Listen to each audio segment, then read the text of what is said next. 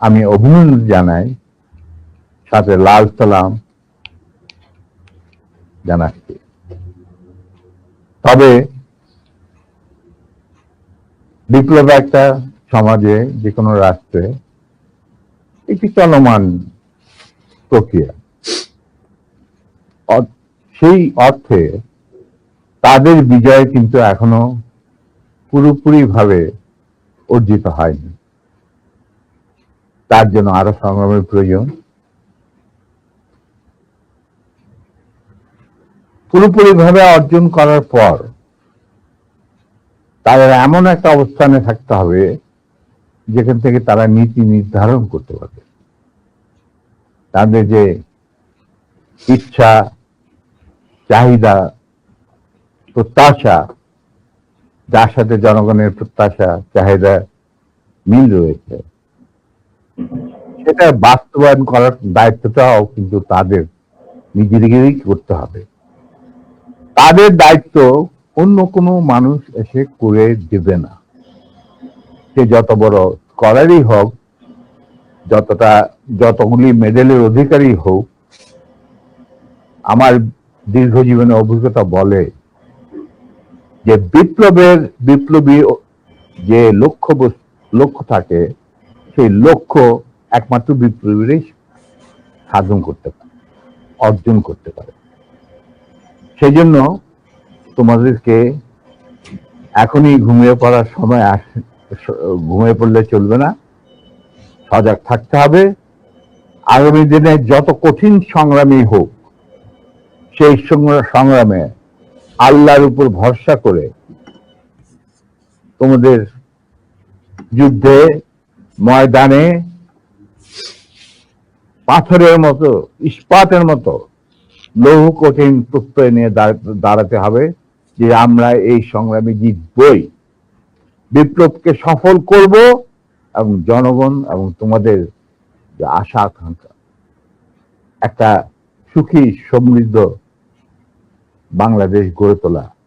এই ভারতীয় সম্প্রসারণবাদী হিন্দুত্ববাদী ভারত, যার কবজায় আমরা প্রায় চলে গিয়েছি, সেই অবস্থান থেকে সেই ৭১ মতো আরেকটি স্বাধীনতা আমাদের অর্জন করতে হবে। তা না হলে তোমাদের বিপ্লব ব্যর্থতাই পর্যবেসিত। আমি এর বেশি কিছু আর বলতে চাই না। স্যার, সরাসরি মানুষ এই ৫০ বছর যে প্রশ্নটা আপনাকে করার জন্য অপেক্ষায় আছে, আমি মনে করি ৭৫ কেন হয়েছিল স্যার? ৭৫ তোমার কি বয়স ছিল আমি জানি না, তবে আমার জন্ম হয়নি স্যার। হ্যাঁ, তবে ৭৫ যে মুজিব ৭০-এর ইলেকশনের সময় ৭২-এর আগে, মানে ৭১-এর মুক্তি সংগ্রাম শুরু হওয়ার আগে ছিল, তার চরিত্র ছিল এক ভিন্ন প্রকৃতির। তিনি বাঙালি জাতীয়তাবাদের সংগ্রামে যথেষ্ট অবদান রেখেছেন। কিন্তু স্বাধীনতা যখন পাকিস্তান আর্মি ২৫-২৬ রাতে মানে বাঙালিদের উপর, নিরীহ বাঙালিদের উপর শেষ সন্ত্রাসবাদ, অ্যাট্রোসিটি বলো, জেনোসাইড বলো, চালালো, এবং যাতে লক্ষ লক্ষ হাজার হাজার শিশু, নারী, পুরুষ প্রাণ হারালো, ছাত্র জনতা কোনো কারণ ছাড়া। তারপর তখন সেই অবস্থায় আমাদের দেশের তথাকথিত বড় বড় জাতীয় নেতারা বিভিন্ন দলে, তাদেরকে কিন্তু কাউকে খুঁজে পাওয়া গেল না। তারা তখন তাদের নিজেদের জীবন বাঁচিয়ে যার যার মতো জায়গায় চলে গেলেন। মুজিব স্বয়ং পাকিস্তান আর্মির কাছে ধরা দিলেন এবং তাদের সাথে একটা বন্দোবস্ত করে তার পরিবারের ভরণ পোষণের দায়িত্ব আর্মির হাতে তুলে দিয়ে তিনি পাকিস্তানে পাড়ি জমান। ডাক্তার কামাল হোসেনকে সঙ্গে দিদি ছিল major via media between Mujib and the army জানতা। তখন সেই দিকহারা দিশাহারা মানুষ বুঝতে পারছিল না বাংলাদেশে যে তারা কি করবে, তারা কোথায় যাবে, কিভাবে নিজের প্রাণ বাঁচাবে। সেই সময় চিটাগাঙ্গে থেকে ভেসে আসলো মেজর জিয়ার স্বাধীনতার ডাক। আমি তখন পাকিস্তানে চাকরিরত অবস্থা। সেই ডাকে লোক, দেশের লোক একটা আলোর রশ্মি দেখলো যে হ্যাঁ, আমাদেরকে যুদ্ধের, আমাদেরকে এইভাবে মরণের হাত থেকে বাঁচার জন্য আমাদেরকে যুদ্ধ করতে হবে। Simple is that. আর সমস্ত দেশে সর্বপরিসরে লোক বিদ্রোহ, সেই মুক্তিযুদ্ধ সংগ্রামে ডাকে সাড়া দিয়ে মুক্তিযুদ্ধ গড়ে তুলবে। আমরা ওখানে বসে থাকুন না, যারা পেরেছি, যাদের সাহস ছিল, যাদের দেশপ্রেম ছিল, যারা পাকিস্তানের আর্মি জান্তাদের নির্যাতন, নিষ্পেষণ, বৈষম্যমূলক আচরণের বিরুদ্ধে জানা ছিল, তারাও সেই সংগ্রামে যোগ দেন। অনেকেই পালিয়ে এসে জীবনের ঝুঁকি নিয়ে। আমি ছিলাম তাদের মধ্যে সর্বপ্রথম গ্রুপ লিডার, যে আরো দুজন আমার সাথীকে নিয়ে আমি এসে যুদ্ধে যোগ দিই। কোন বিবেকবান বাঙালি তখন যারা পাকিস্তানে চাকরি করতেন, তাদের পক্ষে নিশ্চুপ বসে থাকা সম্ভব ছিল না। তবে এটাও ঠিক, অনেকেই ঠিক বুঝতে পারছিল না যে কি হচ্ছেটা কি। কোনো খবর নাই, চিঠিপত্রের আদান প্রদান নাই, কোন রকম সংযোগ নাই। বিদেশি মিডিয়া, ভয়েস অফ আমেরিকা, তারপরে BBC, radio Australia, radio India, এই সমস্ত ওখান থেকে যা কিছু জানা যাচ্ছিল ওটা সম্পূর্ণ বিশ্বাসযোগ্য ছিল না। তারা তাদের মতো করে বলতে থাকে এবং আমরা শুনতে থাকি। তাই অনেকেই ঝুঁকি নিতে রাজি ছিলেন না। আর একটা সমস্যা ছিল, অনেকেই পরিবার সহকারে থাকতেন পশ্চিম পাকিস্তান। কারণ বউ বাচ্চা নিয়ে তো আর পালিয়ে যাওয়া সম্ভব না সবার পক্ষে। কিন্তু আমি ছিলাম তখন ব্যাচেলার। আমার সাথে যে দুজন সাহসী সহযোদ্ধা চলে আসে আমার ডাকে, তারা ছিলেন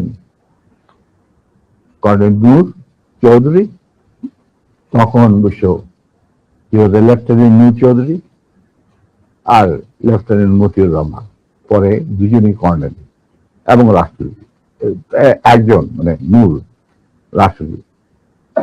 আমরা চলে আসি, এসে মুক্তিযুদ্ধে জয়েন করি।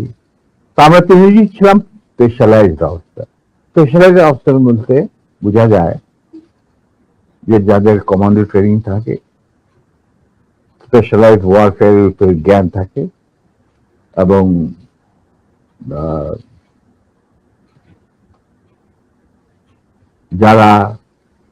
যাদের ইন্টেলিজেন্স অপারেশন কিভাবে বিশ্বজুড়ে চলে সে সম্পর্কে জ্ঞানে তারা অভিজ্ঞতা সঞ্চয় করেন বিভিন্ন কোর্সের মাধ্যমে।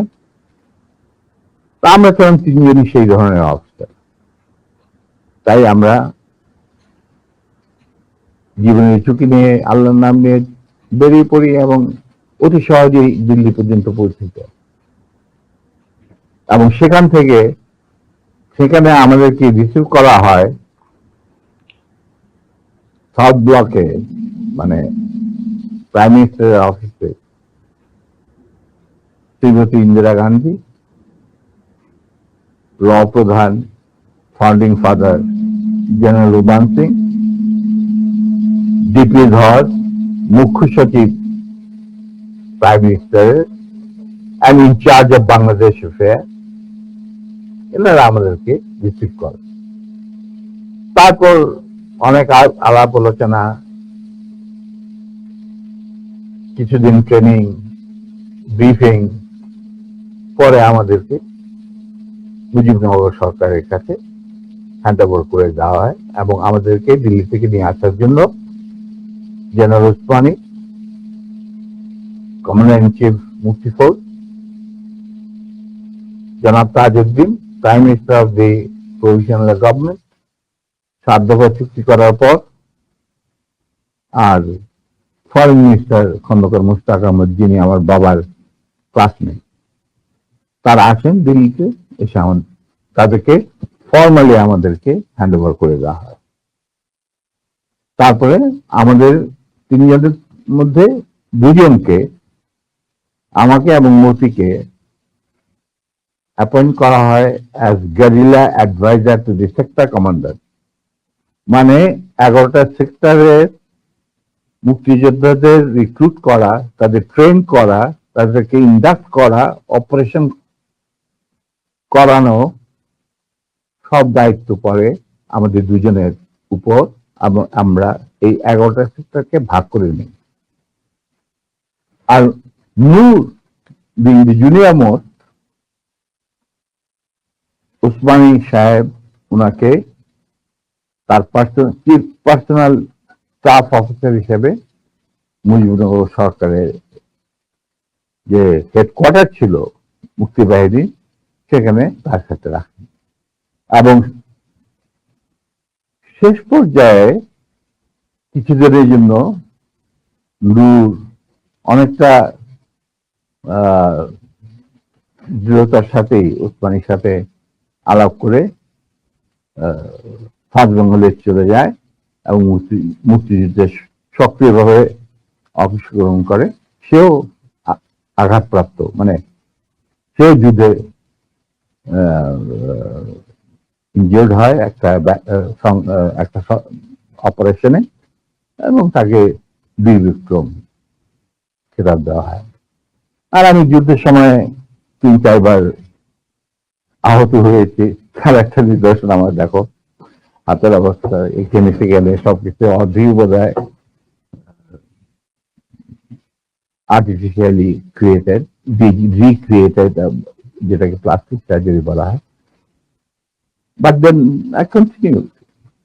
তারপর সেনাবাহিনী গঠন করা, বাংলাদেশ মিলিটারি একাডেমি স্থাপন করা,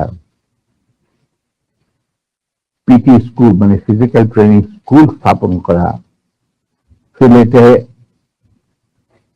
ওয়েপন অ্যান্ড ট্যাকটিক্স শেখার স্কুল স্থাপন করার সব দায়িত্ব আমরা পালন করি।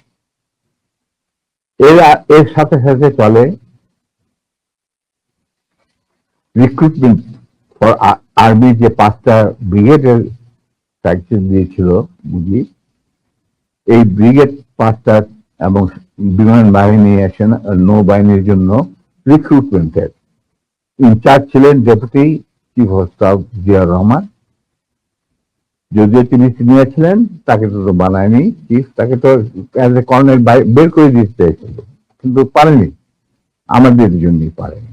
আচ্ছা, যাই হোক, ওনার স্টাফ অফিসার হিসেবে দায়িত্ব পড়ে আমার উপর। আর আমি একাই আমার অন্যান্য সহযোদ্ধা কমান্ডারদের লিস্ট ওরা পাঠিয়ে যেত। আমি প্রায় 25,000 প্রাক্তন মুক্তিযোদ্ধা যারা আমাদের আন্ডারে চাকরি করেছে, মানে যুদ্ধ করেছে, তাদেরকে আমি আর্মিতে, এয়ারফোর্সে, মানে ডিফেন্স ফোর্সে, নেভি ইনক্লুডেড, নিয়োগ রিক্রুট করি। তারপর চাকরি করতে থাকি, চাকরি চলতে থাকে। এই হচ্ছে আমাদের স্বাধীনতা সংগ্রামের ছোট্ট চিনস্তি। বলো এরপর কি, আর কি জানতে চাও?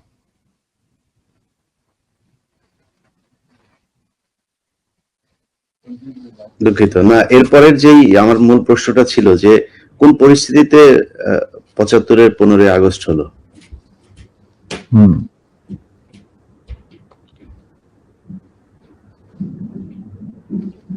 খুবই স্পর্শকাতর প্রশ্ন ইলিয়াস।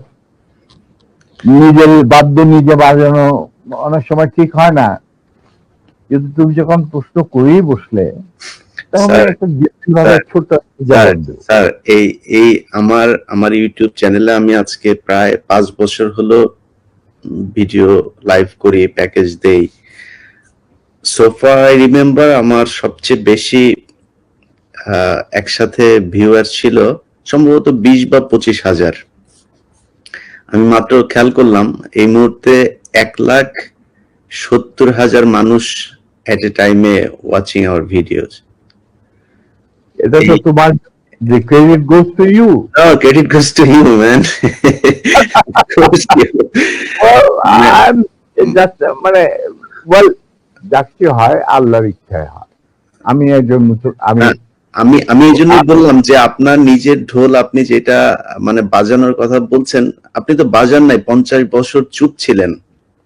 যেই স্বাধীনতা আপনারা এনে দিয়ে গিয়েছেন, সেই স্বাধীনতা না আসলে তো আজকের শেখ হাসিনা যে অবস্থায় দেশকে নিয়ে গিয়েছিল, সেই 75-এর পরে আরো হয়তো 2-1 বছর লাগতো শেখ মুজিবের সেখানে নিয়ে যেতে।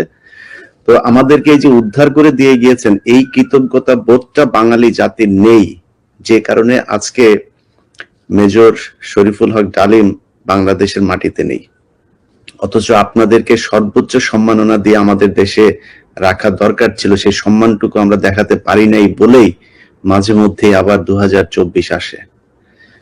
তো আপনি ওইটা নিয়ে আমার মনে হয়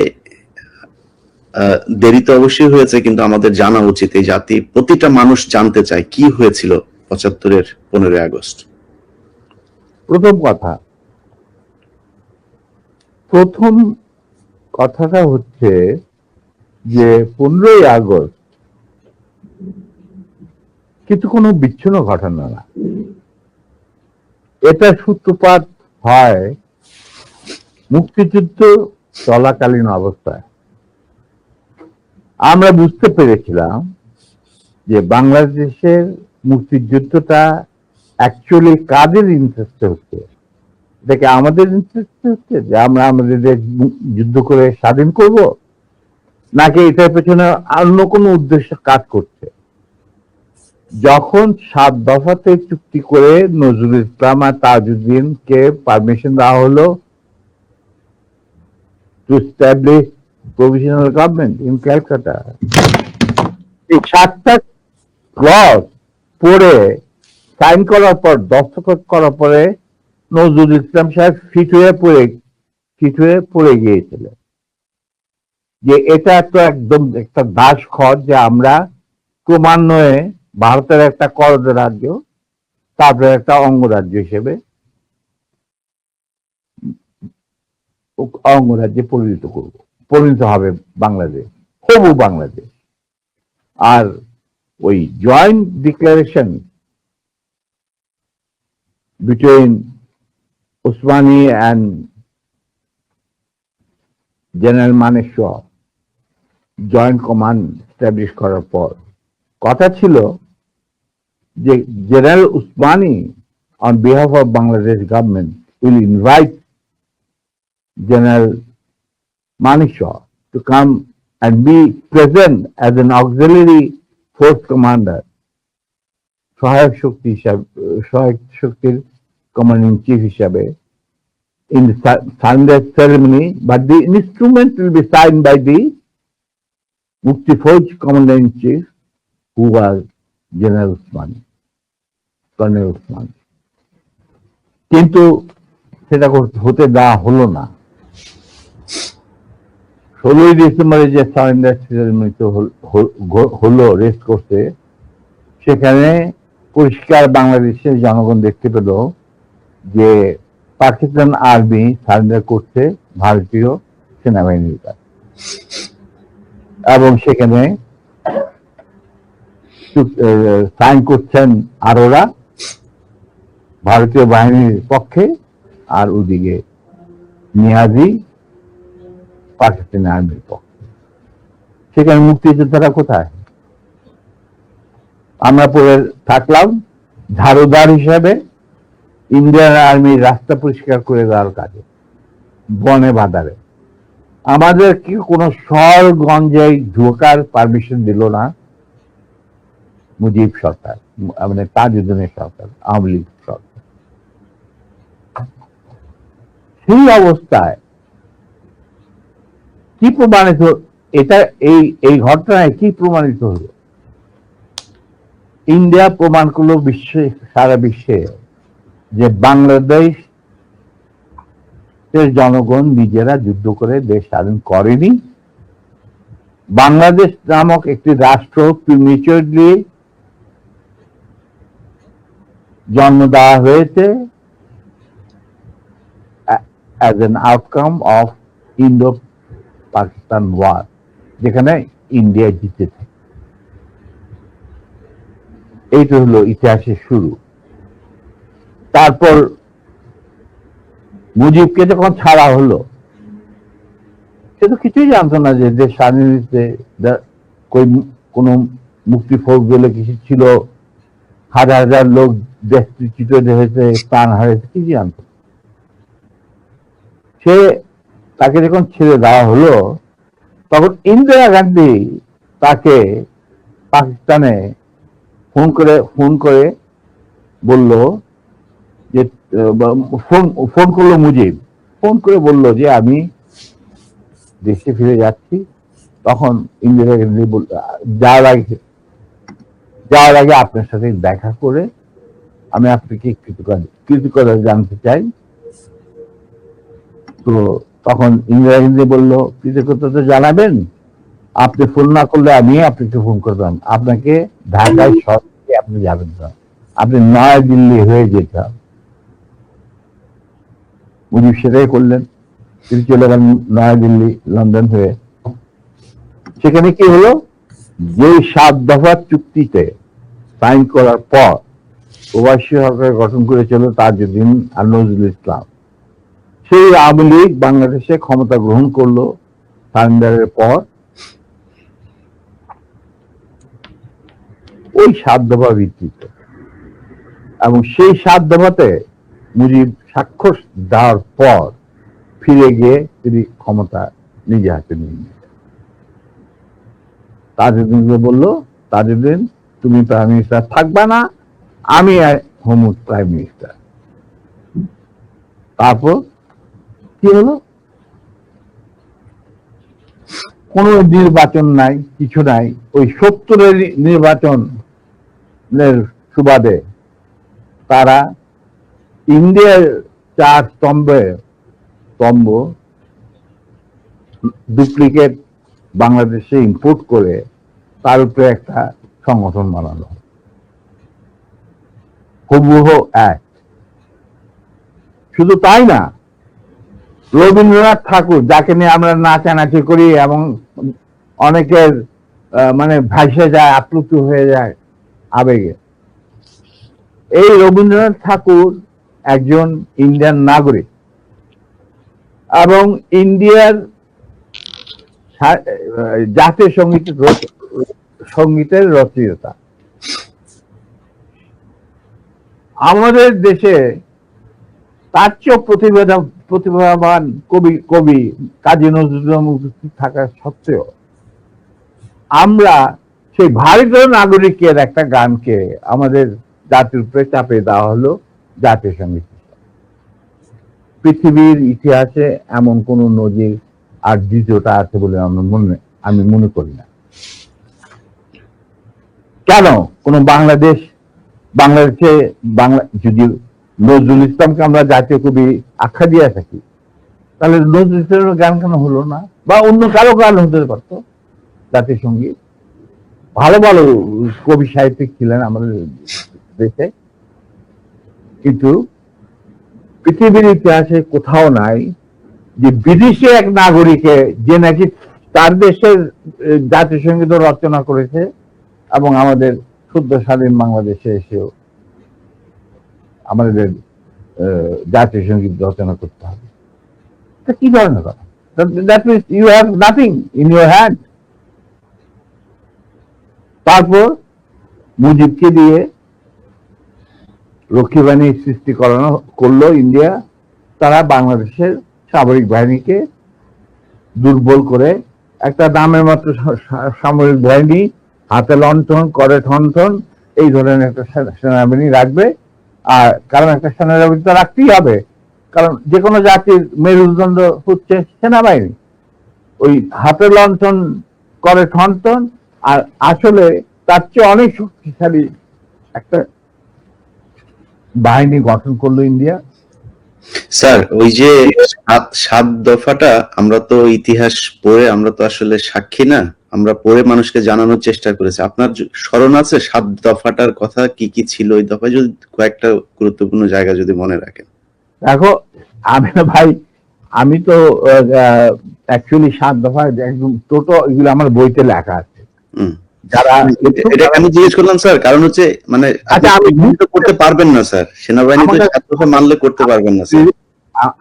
আমার পক্ষে হয়তো এখন রিকালেক্ট করা অফেন ডিফিকাল্ট, কারণ আমার মাথায় অনেক কিছু খেলা করে। জি স্যার।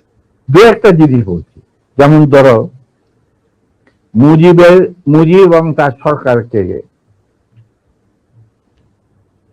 প্রোটেকশন দেওয়ার জন্য ইন্ডিয়ান আর্মি অবস্থান করবে বাংলাদেশ। বাংলাদেশের কোন শক্তিশালী সামরিক বাহিনী গঠিত হবে না। বাংলাদেশের কোন স্বাধীন বৈদেশিক নীতি থাকবে না। বাংলাদেশের শাসন ব্যবস্থা, আমলাতন্ত্র, শিক্ষা ব্যবস্থা, স্বাস্থ্য ব্যবস্থা, শিল্প ব্যবস্থা, কৃষি ব্যবস্থা সবকিছুই চলবে ভারতীয় বিশেষজ্ঞদের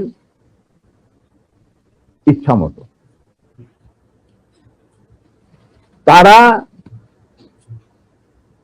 মুজিব বিরোধী কোনো মানুষকে বাঁচিয়ে রাখা হবে না। তার জন্য যত লোক মারা দরকার মারা হবে, যত লোককে লুলা ল্যাংড়া করা হবে, চক্ষু তুলে নেওয়া হবে, মেয়েদের ইজ্জত লুণ্ঠন করা হবে, কোনো সমস্যা নাই। এইভাবে প্রতিপক্ষের উপর ঝাঁপিয়ে পড়ায় 40,000-এরও বেশি লোক মারা গেছে, সেটা সবাই জানে, প্রত্যেক আসছে। তারপর তোমার আমরা একটা করদ রাজ্যে পরিণত হয়ে গেলাম। কিন্তু সমস্যা দেখা দিল যে বাংলাদেশের মাটিতে যদি যে ইন্ডিয়ান সোলজাররা অবস্থান নেয়, তাহলে বিদেশ থেকে কোন রকম কোন দেশেই বাংলাদেশকে স্বীকৃতি দিতে রাজি না। কারণ পাকিস্তান ইতিমধ্যে সিকিউরিটি কাউন্সিল থেকে একটা আইন পাস করে নিল যে বাংলাদেশে কে নিয়ন্ত্রণ করতে ভারত তাদের সেনাবাহিনীর মাধ্যমে, মুজিব সরকারের মাধ্যমে। অতএব এটা একটা ডিসপিউটেড টেরিটরি, এটা একটা স্বাধীন দেশ নয়। তা আপনারা স্বাধীন কিভাবে রিকগনাইজ করবেন মুজিবের সরকারকে? এরপর এই অবস্থায় ইন্দিরা গান্ধী পড়ল মুসিবত, তো আজ মুজিব সরকার। তখন ইন্ডিয়ান সরকার ডিসাইড করলো যে ঠিক আছে, আমাদের সোলজার আমরা ফেরত নিয়ে আসবো, তার পরিবর্তে আমরা জাতীয় রক্ষী বাহিনী বানিয়ে, তাই করা হলো। তো যে কাজটা ইন্ডিয়ান আর্মি করছিল সেটা পরে জাতীয় রক্ষী বাহিনী করলো।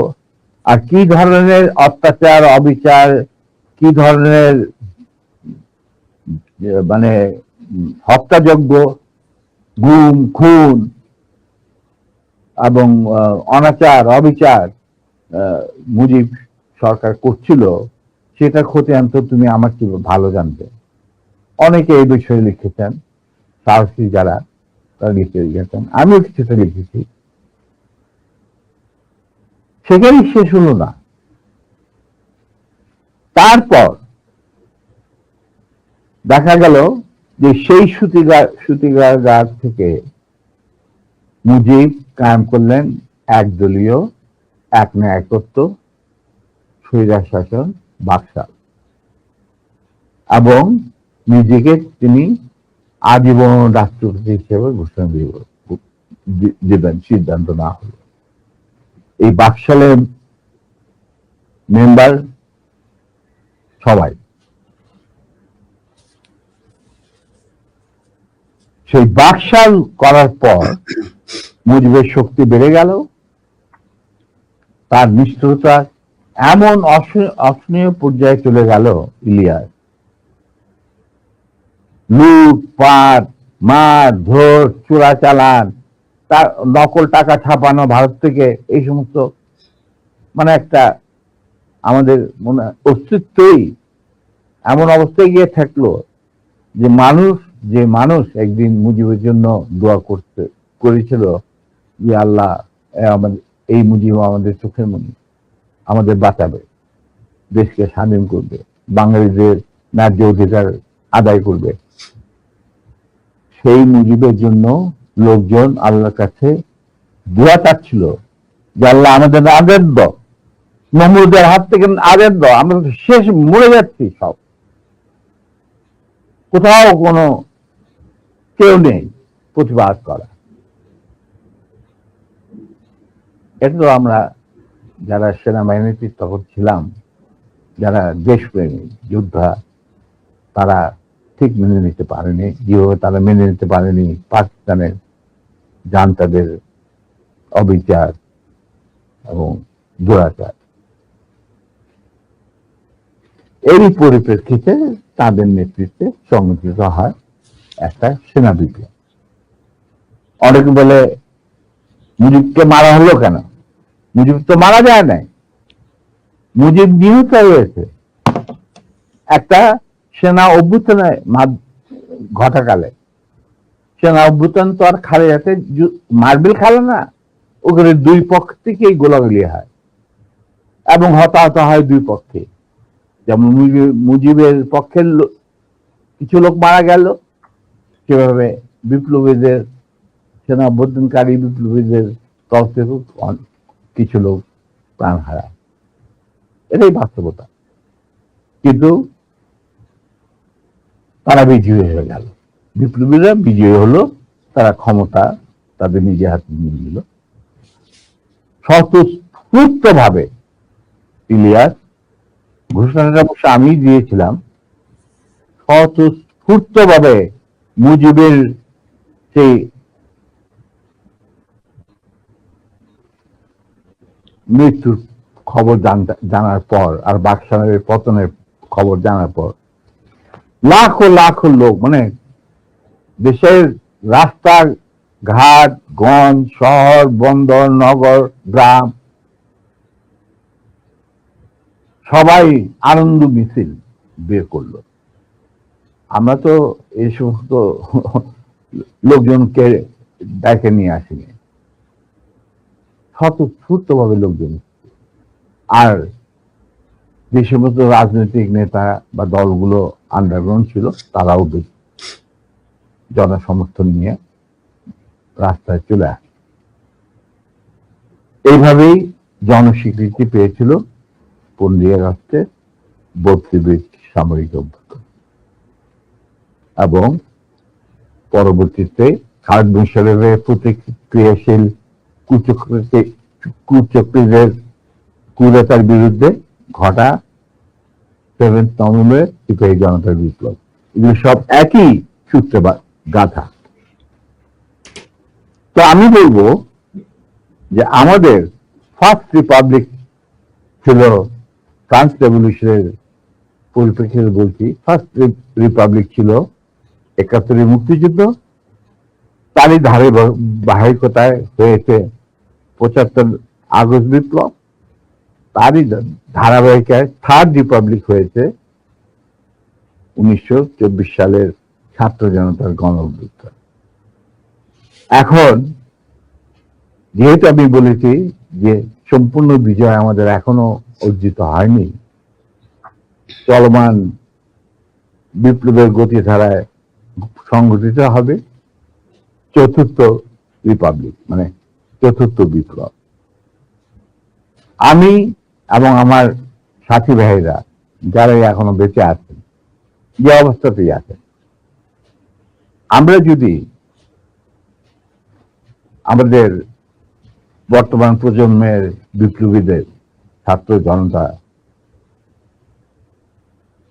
তাদের বিপ্লবী কাণ্ডে কোন রকম অবদান রাখতে পারি, আমাদের নিজস্ব অভিজ্ঞতা, যোগাযোগ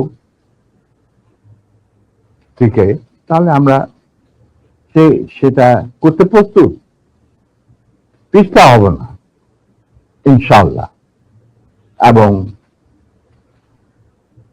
আমরা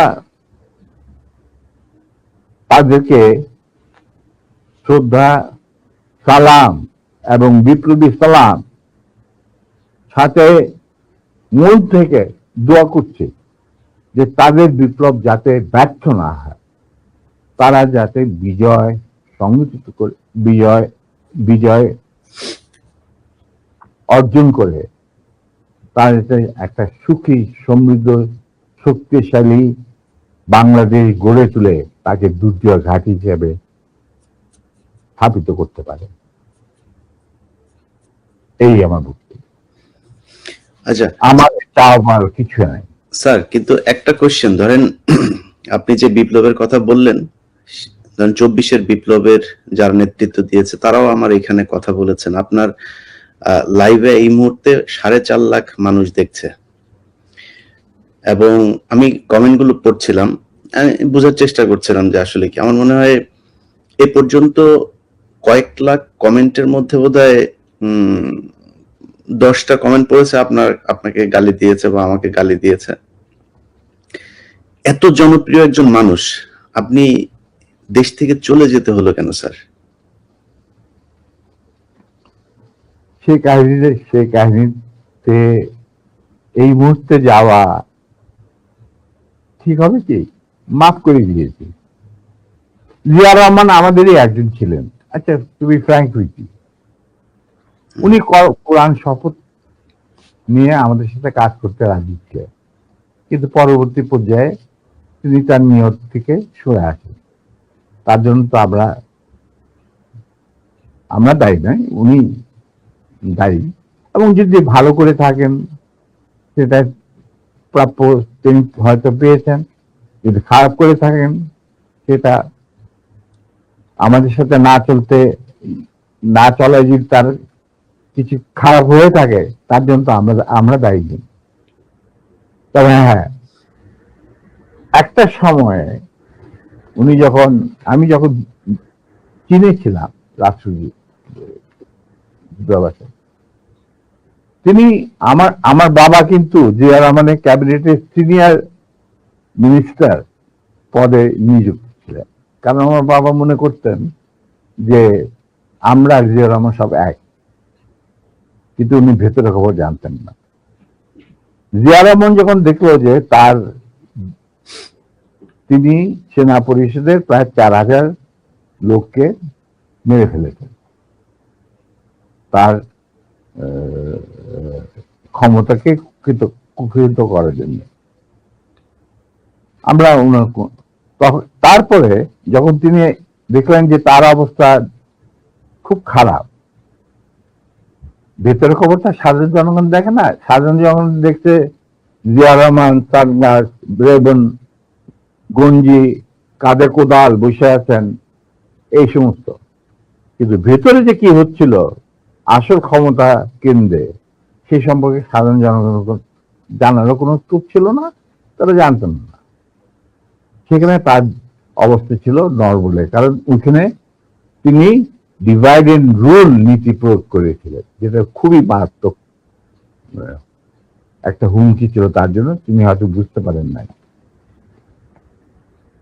তিনি যখন রাষ্ট্রীয় সফরে আসেন, আমার বাবাকে deputy head of the delegation করে নিয়ে আসলেন এবং আমাকে বললেন যে let us forget and forgive, তোমরা আমাদের পাশে দাঁড়া। আমরা বললাম স্যার, এটা আপনার পক্ষে, আপনার বললেন আমি কি থাকতো, কিন্তু আমার মনে হয় আমাদের পক্ষে সেটা সম্ভব। কারণ এর জন্য সম্ভব না, আপনি আমাদের সহকর্মীদের রক্তে যে রক্তক্ষরণ ঘটিয়েছেন, সেই রক্ত মারিয়ে আপনার পাশে যদি গিয়ে দাঁড়াই, প্রথম গুলিটা আমাকে যেতে হবে, মুনাফেক হিসাবে। তার আমি আপনাকে বাঁচাবো, বা আমরাই বা আপনাকে বাঁচাবো, সে রাস্তা তো আপনি বন্ধ করে দিয়েছেন। এটা কত সালে স্যার? এটা যে জিয়া রহমান কোন সালে গিয়েছিল মনে হয় 81। 76 না 77, সামথিং লাইক দ্যাট। হুম। ওই যে ওনার একটাই রাষ্ট্রীয় সফর ছিল চীনে, এটা তুমি দেখে নিতে পারো, আমার বইতে লেখা আছে সব। আচ্ছা, 77 বলতে। এবং তার সাথে যে আমার কি ডায়লগ হয়েছে 1 to 1, যেটা মানে আর কেউ উপস্থিত ছিল না, পাশের ঘরে অবশ্য বেগম সাহেবা ছিলেন। আচ্ছা স্যার, আরেকটা জিনিস পরিষ্কার হয়েছে স্যার, আপনি কি একটা বলছিলেন যে কোরআন শপথ করা হয়েছিল, মানে হ্যাঁ, কি মানে হয়েছে? আমি বলি শোনো, এই যে সেনা পরিষদ, আমরা যখন ভারতে যুদ্ধ করছিলাম, যখন আমরা বুঝতে পারলাম ভারতের গেম প্ল্যানটা, তাদের একটা সুদূর প্রসারী চক্রান্তমূলক একটা পরিকল্পনা রয়েছে বাংলাদেশকে প্রথমে ক্লায়েন্ট স্টেট, তারপরে অঙ্গভূত করা, সিকিমের মতো। আর সেখানে লেন্দুদ্দোজি ছিলেন, আমাদের মুজিবুর রহমানকে বানানো হলো তাজউদ্দিন, আর পরে মুজিবুর রহমানকে বানানো হলো সেই লেন্দুদ্দোজি।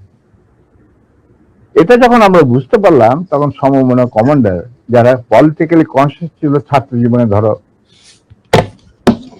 পরবর্তী জীবনে, তখন আমরা বললাম যে আরে আমাদের তো আসল যে যুদ্ধ সেটা তো হবে স্বাধীনতার পর।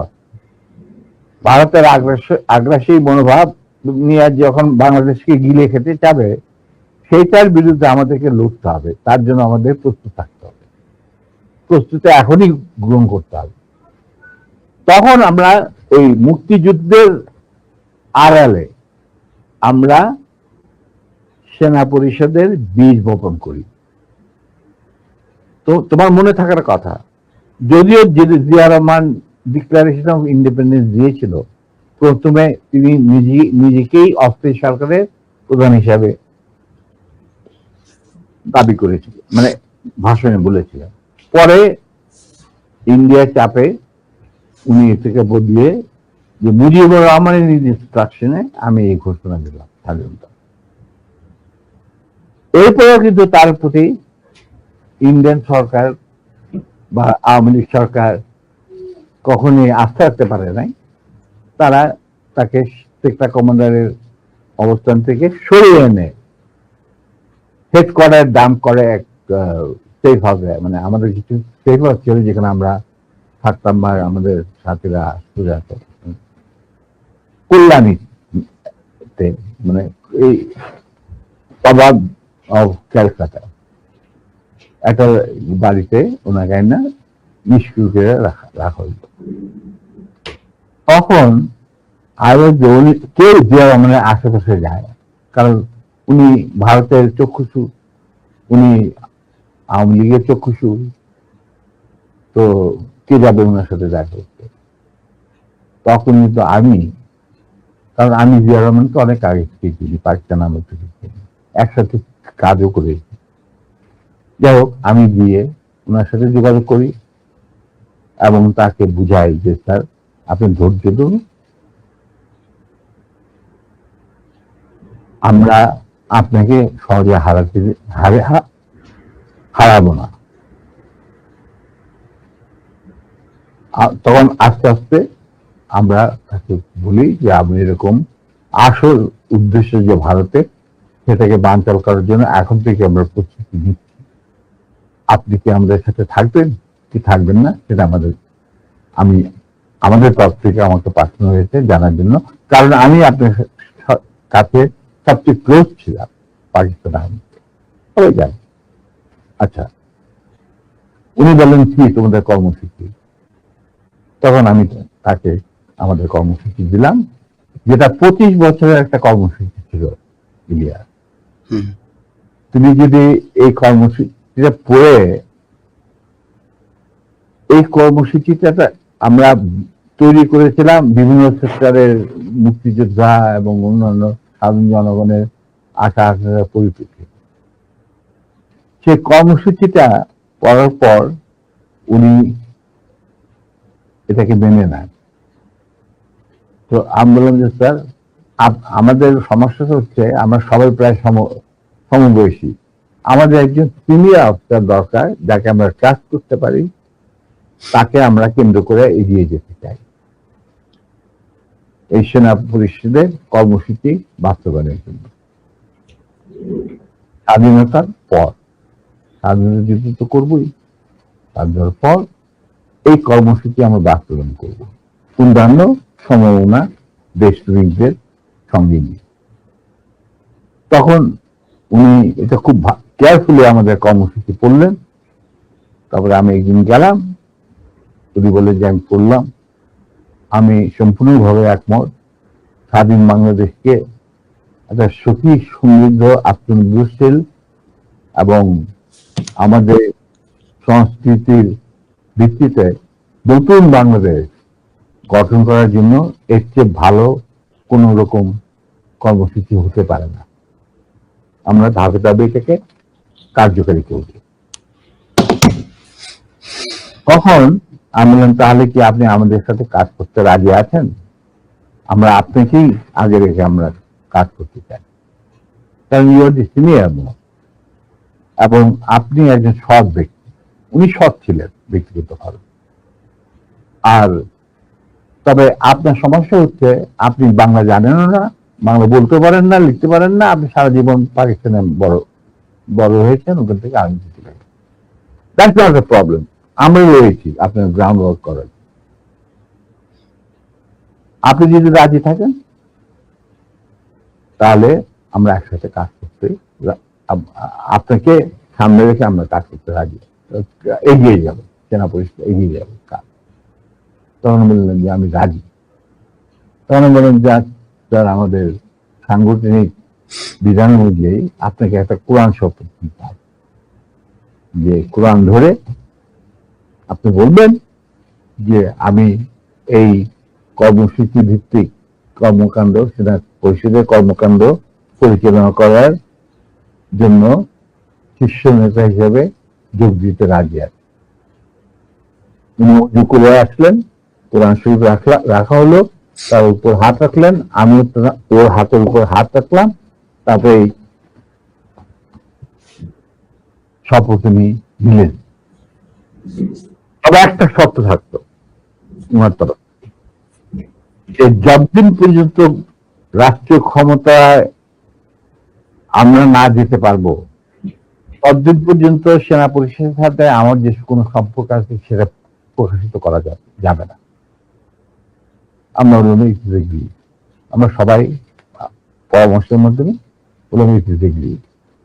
বললো শুধু তুমি আর নূর এই দুজনের পারমিশন থাকবে আমার সাথে যে কোনো সময় যে কোনো অবস্থায় যোগাযোগ করা।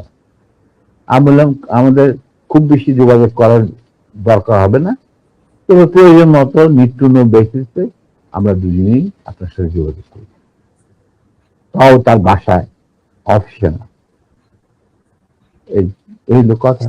তার মানে তার সেই শপথটা আপনি রাখলেন না। আপনি মনে করলেন যে আমাদের বিদেশে এসে এই ছিড়ায় ছেটায় আপনার আন্ডারেই, সরকারের আন্ডারে থাকবো আমরা বিভিন্ন দূতাবাসে। আপনার যাদেরকে আপনি বিশ্বাসযোগ্য মনে করেন তাদের নিয়ে আপনি রাষ্ট্র চালান। আমরা তো কোনো রকম বিরোধিতা করি নাই, আপনার করবো। আজ আপনি আমাদের বাবার সামনে বলছেন যে তোমরা let us forget and forgive and start afresh। রাজনীতিতে বা রাজনীতি হলো দাবা খেলা। দাবা খেলায় একটা চাল দিয়ে চাল আবার পিছনে নেওয়া যায় না, চালের আগে আপনাকে চিন্তা করতে হয়। এটা একবার চাল দেওয়ার পর আর সেটাকে ফেরত নেওয়া যায় না। আপনি how can we start afresh? এটা সম্ভব নয়। এভাবে আমাদের মিটিং শেষ হয়ে যায়। আপনাদের ওই 25 বছরের পরিকল্পনাতেই কি শেখ মুজিবকে ক্ষমতাচ্যুত করার পরিকল্পনা ছিল? অবশ্যই। শেখ মুজিব কি? Sheikh Mujib was a main major player to implement the Indian design over Right. জি কিভাবে তুমি দেশে মানে জাতীয়তাবাদী ভিত্তিতে নিজের সংস্কৃতি, নিজেদের ঐতিহ্য ভিত্তিতে, নিজেদের ধর্মীয় চেতনার ভিত্তিতে তুমি বাংলাদেশ বানাইবে কিভাবে? How how it is possible? এটা তো, এই প্রশ্নটা তো আমার মনে হয় তোমার করাই উচিত ছিল। না, এটা এটা করা উচিত ছিল না কেন, এটা করলাম আপনার মুখ থেকে শোনানোর জন্য। এটা শুনলে হয়তো অনেকেই মনে করতে পারে, যেমন আওয়ামী লীগ হয়তো এটা নিয়ে কথা বলবে যে জিয়াউর রহমানও তাহলে তাকে ক্ষমতাচ্যুত। আমি কিন্তু এখানে হত্যা করার কথা বললাম, আমি বলেছি ক্ষমতাচ্যুত। ক্ষমতাচ্যুত করার কথা He was he was a casualty. Right, He was a casualty in a conflict. It's a cross Armed fire. conflict. But Right. that's it. Right. তো এখন এই জায়গাতে শেখ মুজিবকে করার পরে আমি ব্যক্তিগতভাবে জিয়াউর রহমানের প্রতি আমার সম্মান একটুও কমে নাই, কারণ ওইটা ছিল মেন কালপিট এই শেখ মুজিব। তো তাকে তো সরাইতেই হবে এনি হাউ। আপনাকে সেটা, কিন্তু আমি তোমাকে একটা কথা বলবো, জি স্যার, যাতে আমি একজন মুসলমান হিসাবে বা একজন মানুষ হিসাবে, কেউ কোন মানে মানুষ বা একজন মুসলমান হিসাবে আমি কাউকে জাতির পিতা, জাতির মাতা, জাতির বন্ধু, জাতির ভাতিজা এগুলি আমি মানি না। এগুলি এগুলি এগুলি সঠিক বয়ান নয়। স্যার আপনি তো সেক্টর কমান্ডার ছিলেন, মানে মানে বীর উত্তম ছিলেন একজন। এই প্রশ্নটা আমি শেষ করিনি। জি জি। আমরা এই যে সভ্য সমাজ তথাকথিত, যেখান থেকে আমরা গণতন্ত্রের সবক নেই, যেখান থেকে আমরা মানবাধিকারের সবক নেই, যেখান থেকে আমরা শিখি হোয়াট ইজ ব্যক্তি স্বাধীনতা, বলার স্বাধীনতা, এই সমস্ত যারা যেখান থেকে আমরা সবক নেই, সেই সমস্ত দেশে কি জাতির পিতা, জাতির ফিতা, জাতির বাতা, এই সমস্ত আছে? বলো কোন দেশ আছে? ইউএসএতে কয়েকজনকে তারা মানে ইউএস এর ফাউন্ডার মনে করেন। ফাউন্ডিং ফাদারও কেউ বলে না। দেখো, Nelson Mandela was a friend of mine. উনি তো কোনদিন একসেপ্ট করে নাই যে তাকে বলা হোক জাতির পিতা। কেনিয়াটা, জম্মু কেনিয়াটা, ওনাকে তো জাতির পিতা বলা হয় না। প্যাট্রিক লুমুম্বা অফ জাম্বিয়া, ওনাকে তো জাতির পিতা বলা হয় না। স্যার পিতা যদি বলা হয়, যেমন ভারতে এই কালচার আছে, কিন্তু ভারত যদি ভারতের কালচারকে মানবো কেন? না, যদি মানা হয় সেই ক্ষেত্রে স্যার মোহাম্মদ আলী জিন্নাহ বাংলাদেশের জাতির পিতা হবে, কারণ সে দ্বিজাতি তত্ত্বের ভিত্তিতে দুই রাষ্ট্র গঠন করে গেছে। মোহাম্মদ আলী জিন্নাহ কোনোদিনই যদি হয়, যদি তারা করতেই চায়, তো তাহলে সে হবে। শোনো, জি sir, I am very straight. কারণ আমার দাদা নানারা সব ছিলেন ইয়ারক্রাফট ফ্রম দি আলিগড়। তারাই প্রতিষ্ঠা করছে মুসলিম লীগ নওয়াজ শরীফুল্লাহ সাহেবের নেতৃত্বে। I come from a political family. My father was the GS of Dhaka University. ঠিক আছে?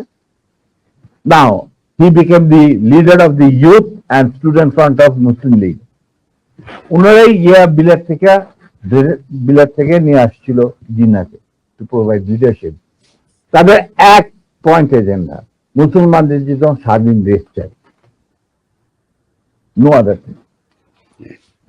এবং প্রথম গুলি খায় এই পাকিস্তান আন্দোলনের মুভমেন্টে কারমাইকেল কলেজের একটা ছাত্র, যেই প্রসেশনের নেতৃত্ব দিচ্ছিলেন আমার বাবা।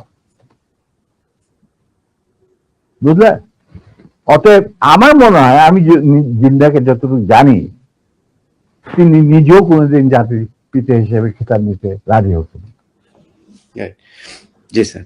স্যার আমাদের অনেকগুলো খুব গুরুত্বপূর্ণ কোশ্চেন আছে, যে কোশ্চেনগুলো মানুষ অনেক এই 50 বছর অপেক্ষা করছিল। আমরা দ্রুত কোশ্চেনে যাই। পরের কোশ্চেনটা স্যার মানে ইয়েস নো স্যার, মানে দুইয়েতে জবাব। আমার দর্শকরা, তোমার দর্শকরা, আপনার দর্শক স্যার, তোমার দর্শক, আমি আমার দর্শক বলবো না, যে তোমার দর্শক।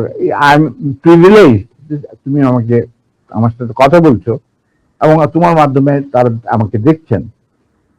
আমি বলবো যে আমি দর্শকদের সোজা কথা বলতে চাই যে আমি ব্যক্তিগতভাবে জাতির পিতা, জাতির পিতা, জাতির ভগ্নী, জাতির জামাই, এই সমস্ত কিছু বিশ্বাস করি।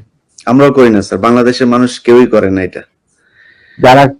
যাদের বোধগম্য থাকা উচিত, জাতির পিতা যদি বলতেই হয়, তাহলে বিশ্ব মানবতার পিতা হচ্ছে আদম আলাইহিস সালাম।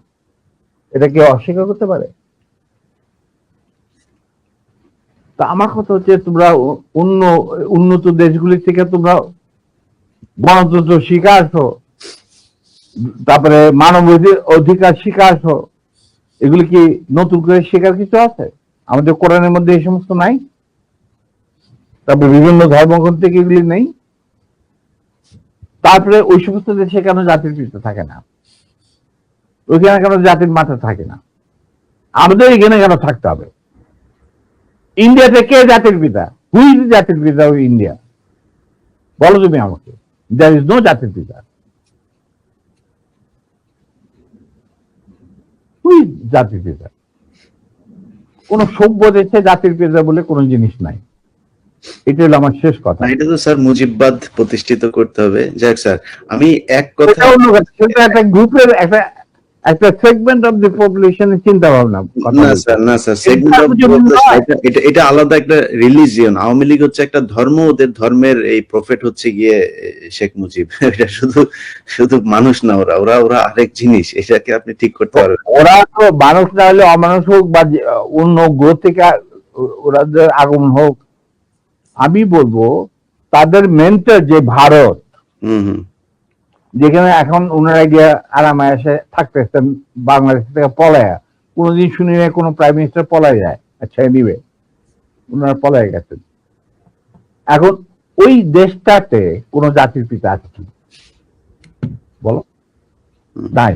তো আমরা কেন জাতির পিতা নেবো? কেন নেব? কি যুক্তিটা কি?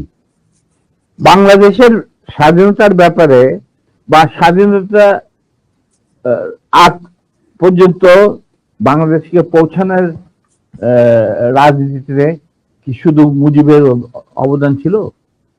এখানে ভাসানীর নাম নিতে হবে না? ফজলুল হকের নাম নিতে হবে না? ফারুদ্দিন নাম নিতে হবে না? বলো তুমি আমি পরিষ্কার ভাবে। কেন? তাহলে মুজিব কিভাবে জাতির পিতা হবে? একমাত্র মুজিবই কি বাংলাদেশের ঠিকাদার? না, আমি সেটা মনে করি না। মুজিব তো কোনোদিন স্বাধীনতা চাইনি বাংলাদেশের জন্য। He never wanted that Bangladesh should be independent. Agartala ষড়যন্ত্র মামলা টামলা এই সমস্ত আবল তাবল কথা বলে, কিচ্ছা বলে। আসল কিচ্ছা তো আগরতলা, মানে স্বাধীনতার কথা সেনাবাহিনীর এক তরুণ অফিসার প্রথম চিন্তা করেছিল। তিনি ছিলেন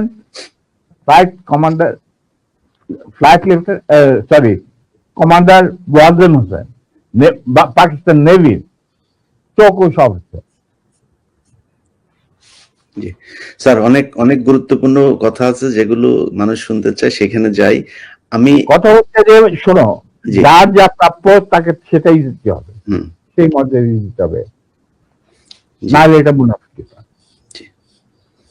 না, আমি আপনার কাছ থেকে আমি ধারণা করছিলাম যে আপনি হয়তো শেখ মুজিব সম্পর্কে অনেক বাজেভাবে কথা বলবেন, কিন্তু আমি আপনার রেসপেক্ট এবং শালীনতা দেখে খুবই অভিভূত যে আপনি যথেষ্ট সম্মান নিয়ে, আওয়ামী লীগের শেখা উচিত যে মেজর ডালিম সম্পর্কে তারা যা শুনেছে এতদিন, সে মেজর ডালিম একবারও শেখ মুজিব সম্পর্কে বাজে কোনো ভাষা বলে নাই বা তাকে নিয়ে কটাক্ষ করে কোনো কথা বলে নাই। যাই হোক, তো আমরাও স্যার এটাই বলে আসছি যে আমরা কাউকে অসম্মান করতে চাই না। আরেকটা কথা শুনতে, এই কথাটা তুমি বললেই তাহলে আমার বইতে